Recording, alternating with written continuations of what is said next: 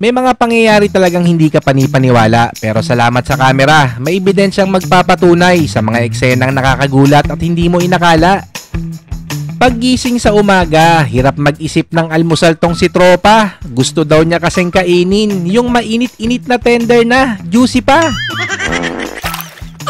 Juicy. Buenas mo naman. Boy! Tulog ko na. Huwag ka kasing umistambay dyan sa gitna ng daan. Si Doggy tuloy, pinagkamalang kang gulong na madalas niyang gawing ihian. Lagi mo talaga proud ka. Talo! Sorry. Mukhang napuyat kagabi ang kanyang inay at itay. Itong si Bunso kasi gutom na at hindi na makapaghintay. Kaya mabisang solusyon kanyang ibinigay.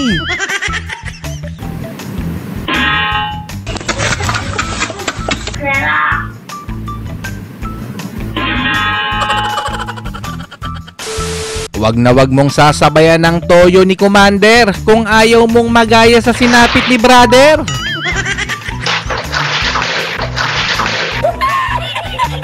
Kaya kinabukasan, nagpunta muna siya sa pinakamalapit na massager. Yun nga lang ang nagmasahe, mukhang kailangan din ng magmamasahe.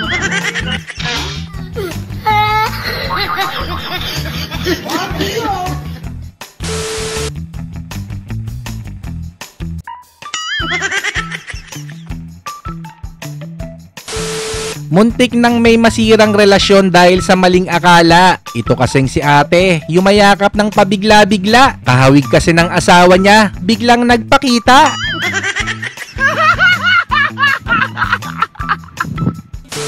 Ginutom sila tropa, kaya naisipang bumili ng machichicha. Hindi nga lang nila inakala na sila'y biglang mabubulaga.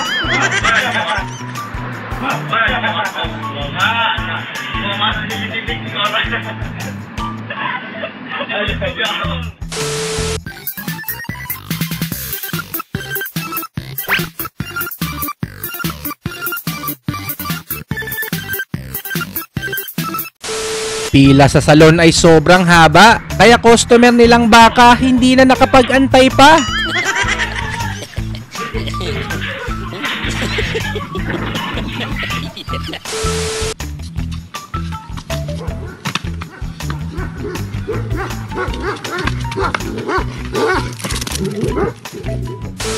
Ang barbershop kung saan makakamura ka na, mapapamura ka pa. First grade pa rin to ya? Oo. Ano yan? Bicap. Maganda yan. Sa mukhang mukhang talong. 先生，请桃花先生哦。哦，好。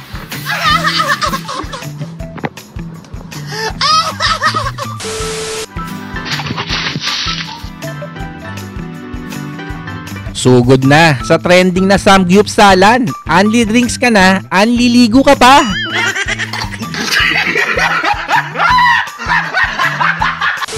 Bagong biling tsinelas ni tatay, napagdiskitahan ni Bantay.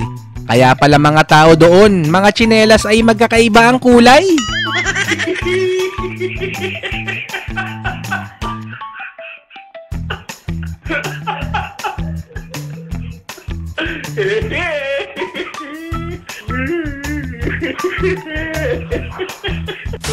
Alagang bayawak ni nanay, hindi na makapag-antay. Tanghali na kasi, hindi pa rin daw luto ang inirequest niyang putahe. Kaya sa kapitbahay na lang daw siya didiskarte.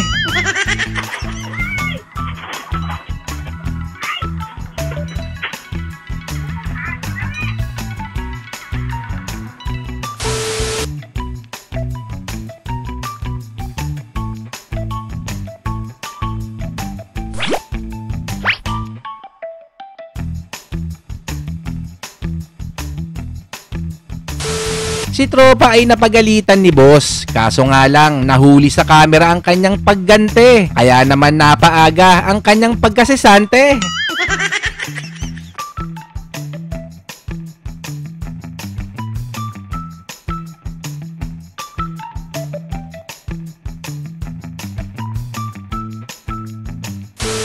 Yung hindi ka na tinanggap sa langit, kaya ibinagsak ka para ikaw ay muling madakip.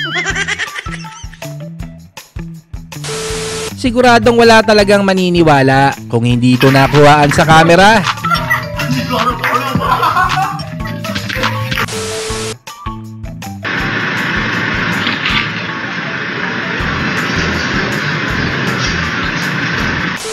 Masakit ng ngipin ang ipinunta ni ate. Kaso pagkatapos ng nangyari, diretso siya para magpamasahe.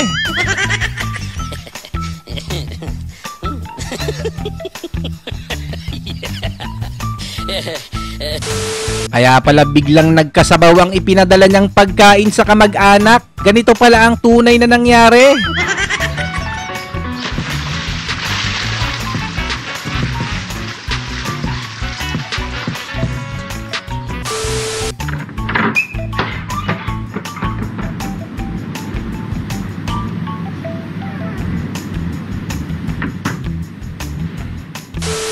Sino ba naman ang hindi matatakot pag ikaw mismo ang nakaengkwentro ng ganito?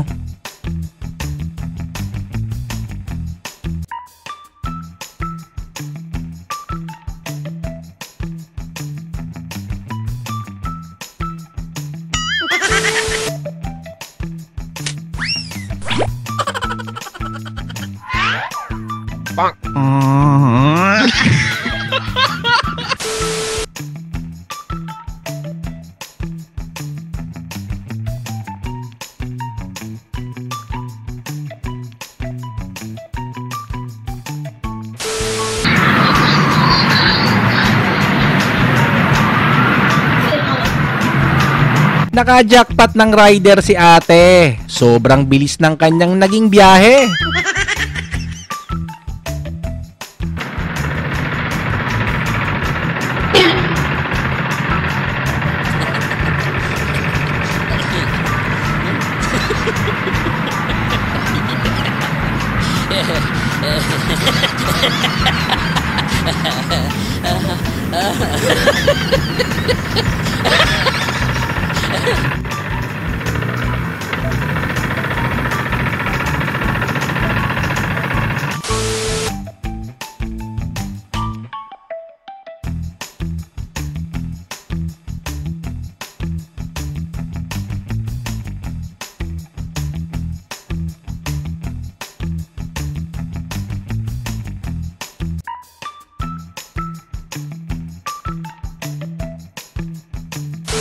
Kahit sino siguro kikilabutan pag naalimpungatan ka at nakita mo to ng madaling araw at nang buksan niya nga ang ilaw, lobo lang pala ng kanyang anak.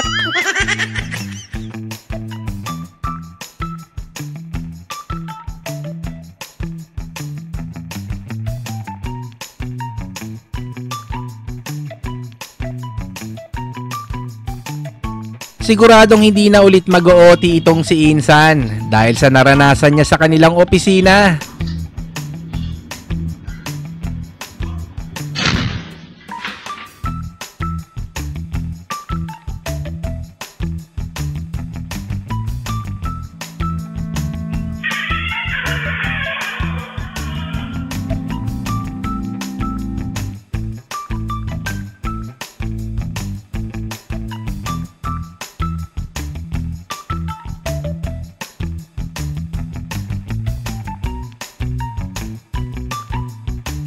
Maraming salamat ulit sa inyong pagsuporta. Kung nag-enjoy ka sa video natin ngayon, baka naman pwedeng makahingi ng isang like. At kung hindi ka pa nakasubscribe, baka naman mag-iwan ka na din ng iyong comment sa baba at akin itong babasahin.